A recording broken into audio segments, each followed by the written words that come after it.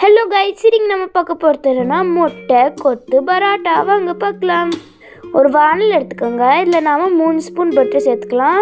2 cut பண்ண வெங்காயம் சேர்த்துக்கோங்க. 3 கட் பண்ண பச்சை மிளகா சேர்த்து மிக்ஸ் பண்ணிக்கோங்க.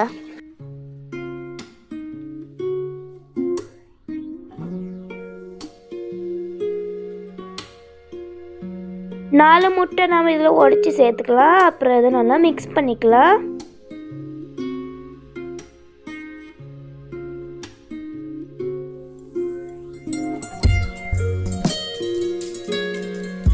இந்த மாதிரி நம்ம மிக்ஸ் பண்ணக்கப்புறம் இது தேவையான அளவுக்கு உப்பு சேர்த்துக்கோங்க. இப்போது மீந்த பரோட்டாவை இதில் நாம் உடைச்சி சேர்த்துக்கலாம்.